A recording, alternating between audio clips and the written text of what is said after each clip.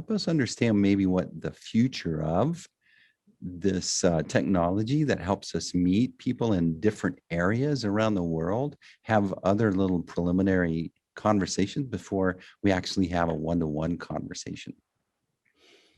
Yeah, well, I think the opportunities to reach out to customers in an efficient way have never been higher than today. If I like to turn the question around and not start with the technology part, but ask yourself this, and this goes for every business owner that is listening. Ask yourself, what is the scarcest resource that your customers have? Time. Time is the scarcest resource that people have. I think that if you ask people how they're doing, the answer is, oh, I'm busy. We're all extremely busy. Time is a scarce resource. If you take that with you, that means that as a business owner, as an entrepreneur, there are two things that you can do with the time of your customers. You can help them to save out time, and you can help them to enhance their time, to make it more relevant. And both are truly important for your business. If you do your plumbing right, you do it in an efficient way. You don't want to go 5 times to those people's houses. That's not good for your own efficiency, and they don't like that either. And if you talk to them, you have to show value, right? That's what you do in the real world. You try to be efficient and you try to bring value. Well, the same thing goes for online. You can create interfaces where people may order your product or get information in a very time efficient way, and they will love you for it. And the moment that they grant you their time, you should try to make it as relevant as possible.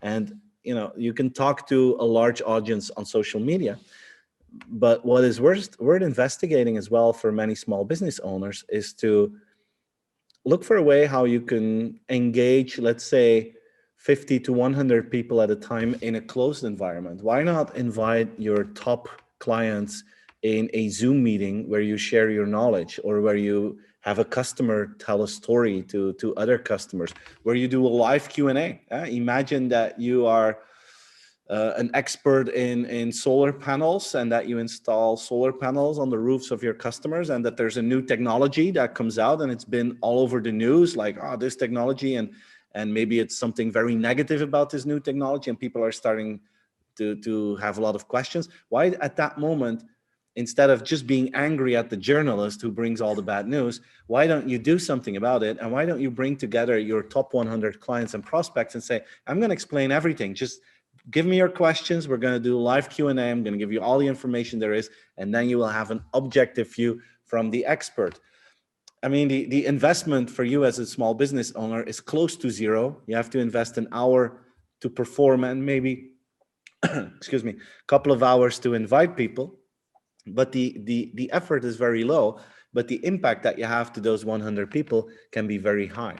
So there, we can talk about AI, and that sounds very complex, but I would recommend small business owners to look for off-the-shelf technology that is available almost for free, where you can reach out to a lot of people, share your expertise, and bring value to them.